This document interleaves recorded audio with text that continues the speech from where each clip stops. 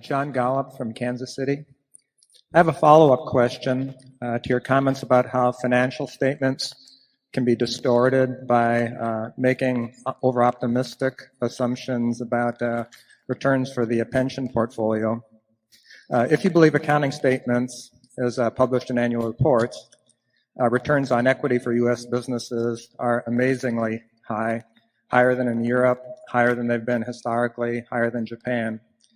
Are these highs, do you think, completely attributable to accounting shenanigans, or are there any fundamental reasons in addition that might make returns in the U.S. higher than in Europe or higher than they've been historically? Well, I would say that they certainly, to the extent that American returns have been higher than those around the world, at least in developed countries, I would say that they are not solely due at all to accounting shenanigans. I think that the absence of honest accounting for option costs has been a factor, but American business has done very well, excluding any accounting activities that Charlie and I might differ with. I'm no expert on exactly what returns have been around the world in developed countries, but my impression definitely is that American business is well above average for the developed world in terms of profitability. And I don't have the answers as to why that's occurred. I think that American business and I think the whole American system has reflected more of a meritocracy than exists in many countries, and I think that a meritocracy works best. I think that mobility between classes, which is the flip side of a meritocracy, does tend to get the Jack Welches into positions of where they run a General Electric or an Andy Grove or an Intel, or go up with Sam Walton at Walmart. I think if you'd taken those same individuals and dropped them down in most countries, they would have done very well, but I don't think they would have done quite as well as here. And I think that what they have done well has spilled over in a big way to benefit the American economy. So I would not lay it all on the accounting shenanigans. And the pension funds accounting, that applies very heavily at some companies. And of course, most newer companies don't have pensions.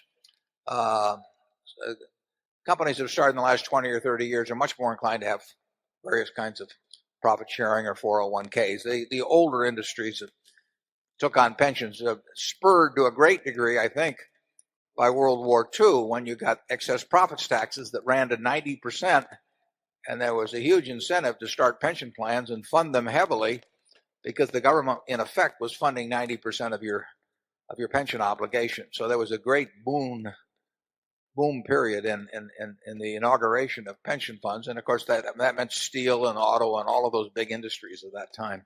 Charlie?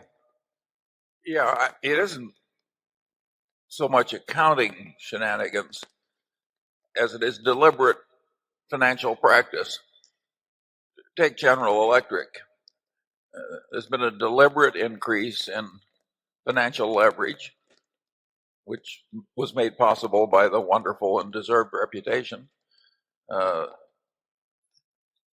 been a deliberate increase in repurchase of stock, which General Electric has done even when they're paying huge multiples of book value. That sort of thing does wonders for returns on equity, as reported, as does the process of writing off everything in sight and various extraordinary charges, removing the burden of past costs from future earnings.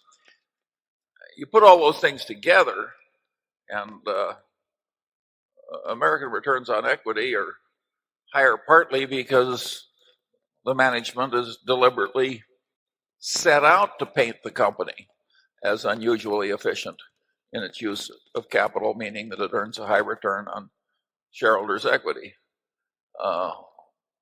Think of how high we could drive our return on equity at Berkshire. I mean, we could make it almost any number you want if we just used enough leverage. Yeah, we could run it with no equity. We could run Berkshire with no equity.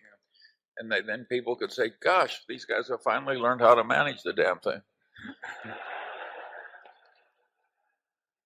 It's not been an objective around here to reduce the equity to zero. But at other places, in order to make the reported return on equity good, they deliberately pound down the net worth as much as they can. Yeah. The questioner may have seen, if you look at the S&P figures of the last 15 years, they report them both before special charges and after special charges. And there's been a very significant difference between those two figures. The American business likes to frequently write off things and say that doesn't count. And of course, that takes the equity down, and it actually frequently benefits future earnings because you remove costs that would otherwise hit the income statement in future years.